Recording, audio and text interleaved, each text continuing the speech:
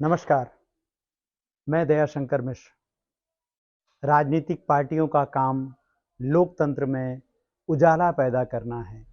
लोकतंत्र में सवाल पूछने की संभावना और आज़ादी सुनिश्चित करना प्रमुख राजनीतिक पार्टियों का सबसे बड़ा काम होना चाहिए।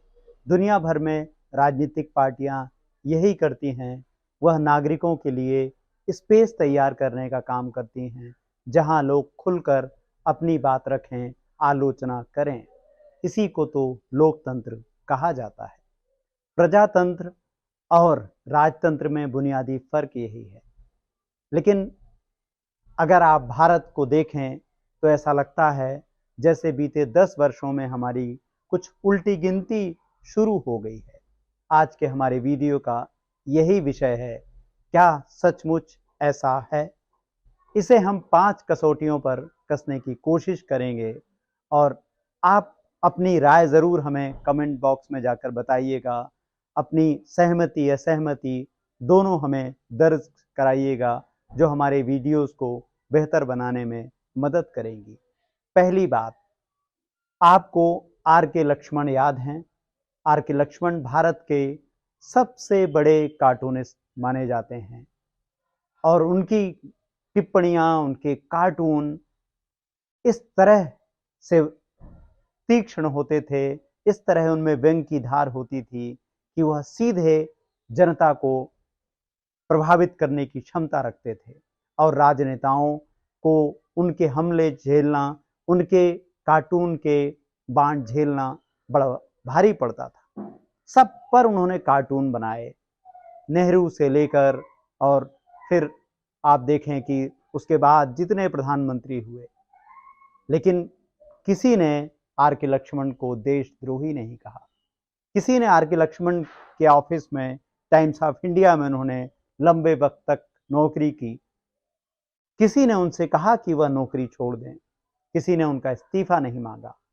लेकिन आज बीते 10 वर्षों में क्या आपको लगता है कि किसी टेलीविजन में, किसी अखबार में कोई कार्टून छपता है? हमें तो नहीं लगता। इस वक्त के बड़े कार्टूनिस्ट सब के सब, अगर भली सामान्य भाषा में समझें, अगर सामान्य भाषा में कहें, तो इस वक्त बड़े कार्टूनिस्ट वही हैं जो कहीं नौकरी नहीं कर रहे हैं। ऐसे ही एक कार्टूनिस्ट हैं मंजुल, जिनको यह कहकर देश की एक बड़ी मीडिया कंपनी ने बाहर का रास्ता दिखा दिया, उनसे इस्तीफा मांग लिया कि उनके ऊपर भारी दबाव है। मंजुल इस वक्त सोशल मीडिया पर अपने कार्टून बनाते हैं, शेयर करते हैं और नागरिकों तक वह ज़रूरी सवाल पहुंचाते हैं जिनकी किसी भी लोकतंत्र को सख्त ज़रूरत है। मंजुल के जो कार्टून हैं, उनका मुकाबला इस वक्त हिंदी और अंग्रेजी के अखबार मिलकर भी नहीं कर सकते। हिंदी और अंग्रेजी के अखबार मिलकर वह शब्द और वह सवाल नहीं इकट्ठे कर पा रहे हैं जो मंजुल करते हैं। हमें दूसरी भारतीय भाषाओं की जानकारी नहीं है कि उनमें संभव है कि अभी भी कुछ कार्टून बन रहे हों, लेकिन कम से कम हिंदी और अंग्रेजी में तो कोई कार्टूनिस्ट ऐसा बचा ही नहीं जो सत्ता से साफ साफ और तीखा सवाल करे। आप मंजुल का यह कार्टून अपनी स्क्रीन पर देखिए। उमर खालिद पर कितना शानदार कार्टून है। 4 सीजीआई आए और चले गए, लेकिन उमर खालिद अभी तक जेल की कोठरी में जस्टिस यानी न्याय का इंतजार कर रहे हैं। आपको याद है ना किस तरह से डी.वाई. चंद्रचूड़, जो इस वक्त भारत के मुख्य न्यायाधीश हैं, जल्द ही रिटायर होने जा रहे हैं, बार बार दोहराते रहे, सुप्रीम कोर्ट दोहराता रहा, जमानत नियम है, जेल अपवाद, लेकिन उमर खालिद पर यह क्यों लागू नहीं हुआ? 4 साल से भारत का एक नौजवान स्कॉलर केवल सरकार से सवाल पूछने के कारण बिना ट्रायल के जेल में है। उसके युवा सपने का क्या? सरकार उमर खालिद के बहाने क्या एक संदेश देना चाह रही है कि जो सवाल पूछेंगे उनके लिए समाज में जगह नहीं है, उनकी जगह जेल में है? तो आपने देखा कि किस तरह से लोकतंत्र खत्म हो रहा है। मीडिया में इसके रोज नए उदाहरण हैं। हमने देखा कि किस तरह सरकार पूरी ताकत के साथ एनडीटीवी को बर्बाद करने में जुटी रही। एनडीटीवी पर आपने हमारा वीडियो भी देखा है और इस पर जल्द ही हम और भी वीडियो लेकर आने वाले हैं, जिसमें हम बताएंगे कि आखिर एनडीटीवी को खरीदना सरकार के लिए इतना ज़रूरी क्यों था। तो न कोई कार्टूनिस्ट बचा, न कोई पत्रकार बचा जो सवाल पूछे। तो यह कैसा लोकतंत्र है। बीजेपी लंबे समय तक केवल दो नेताओं के जरिए विपक्ष में रही, लाल कृष्ण आडवाणी और अटल बिहारी वाजपेयी। क्या कभी प्रधानमंत्री नेहरू से लेकर और राजीव गांधी तक क्या किसी ने उनको देशद्रोही कहा? क्या आपने सुना है कि अटल बिहारी वाजपेयी को देशद्रोही कहा जाए? जबकि अटल बिहारी वाजपेयी की सभाएं, रैलियां, उनके सवाल, विपक्ष पर हमले, हम सब उसे देखते रहे हैं। तो सत्ता का काम सवाल पूछने की स्वतंत्रता देना है। सवाल पूछने वालों को देशद्रोही कहना, उनकी नौकरियां खत्म करना नहीं है। तो यह एक पहली बात हुई। आगे बढ़ते हैं। बीजेपी ने दूसरा सबसे बड़ा और खतरनाक काम किया है राम की छवि बदलने का। आपको याद है पहले भगवान राम के कैसे कैलेंडर आपके और हमारे घरों में लगते थे।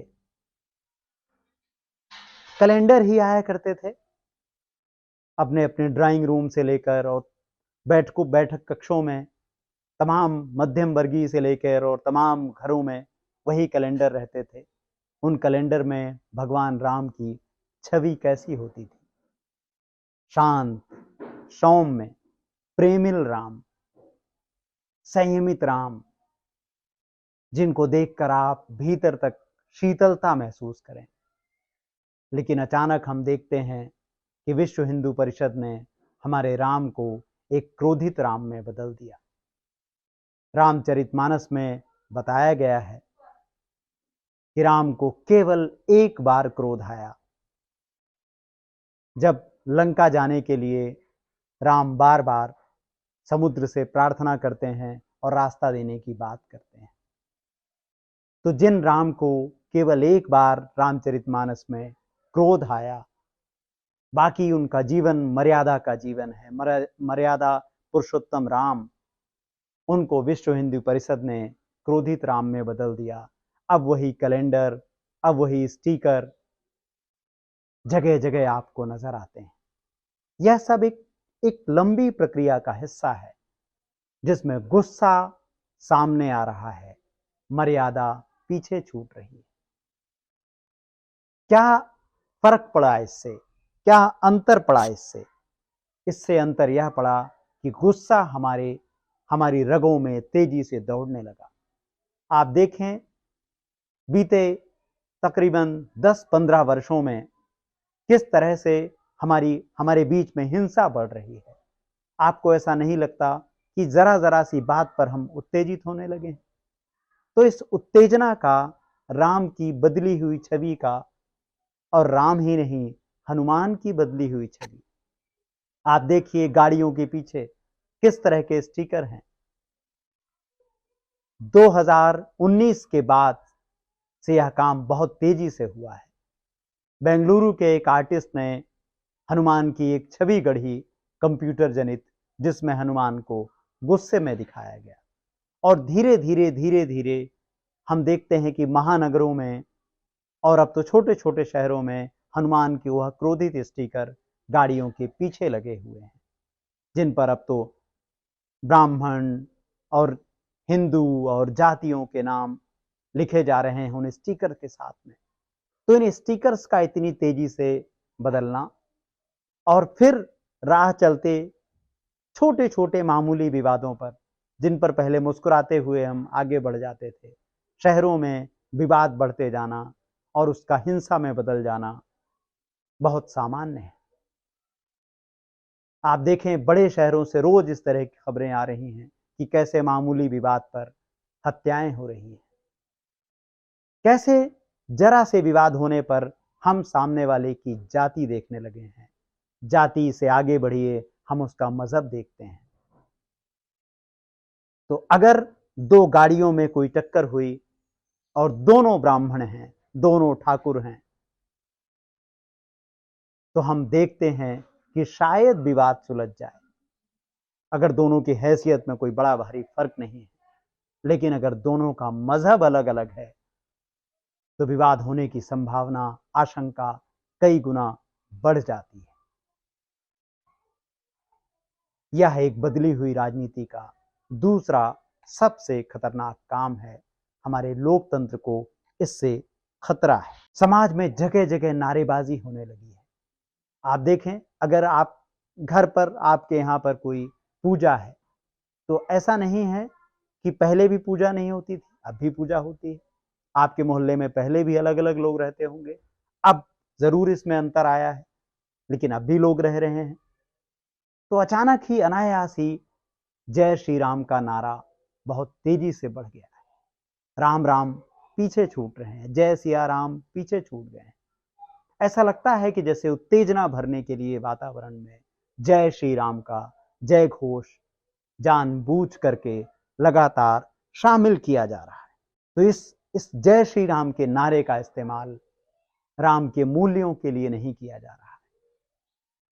हम दीपावली इसीलिए मनाते हैं क्योंकि यह राम के वनवास के खत्म होने का एक प्रतीक है, सुखमय समय में प्रवेश का प्रतीक है। लेकिन अब ऐसा लगता है जैसे जय श्री राम का नारा मानो लगातार मुसलमानों को वनवास भेजने की प्रक्रिया का एक हिस्सा बनता जा रहा है। हमारे तीज त्योहार ऐसा लगता है जैसे केवल उन्माद पैदा करने के मौके के रूप में बदलते जा रहे हैं।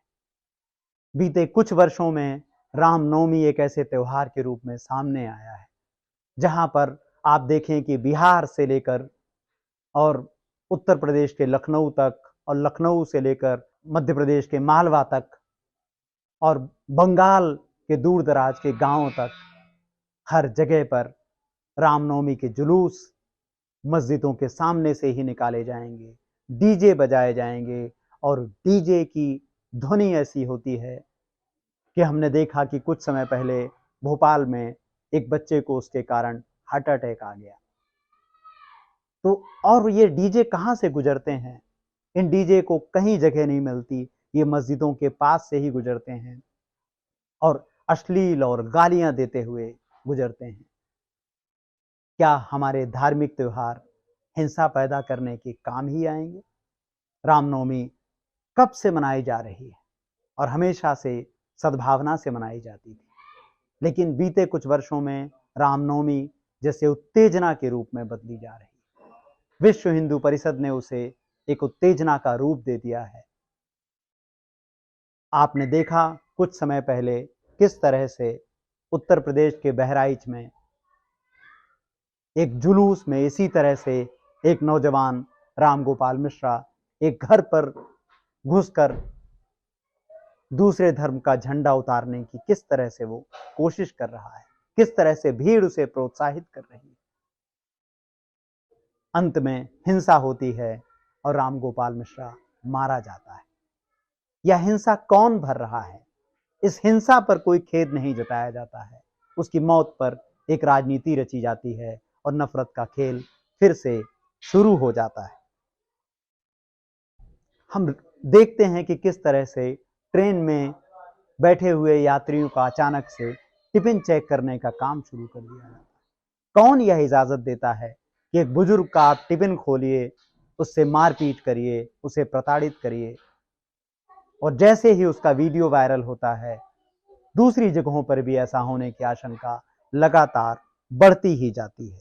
मजबूर किया जाता है लोगों को उनकी पहचान देखकर और उन्हें जय श्री राम बोलने पर विवश किया जाता है, मजबूर किया जाता है। और यह सब किस रूप में एक बड़ा रूप लेते जाते हैं? अंत में हम देखते हैं मॉब लिंचिंग। मॉब लिंचिंग यानी पीट पीट कर हत्याएं।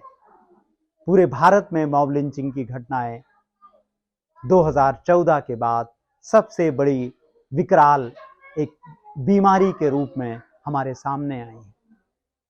हमने कुछ दिनों पहले देखा कि हरियाणा में आर्यन मिश्रा नाम के एक नौजवान को मार दिया गया, और उससे मारने का जो आरोपी है उसका बयान आपने सुना। उसने कहा कि उसने तो मुसलमान समझकर मारा, आप ब्राह्मण निकले, इसका हमें खेद है। हत्या के आरोपी ने आर्यन मिश्रा के पिता से यह सब कहा है। क्या मुसलमानों को मार देना एक सहज बात है, या इसका किसी ने उनको लाइसेंस दिया है?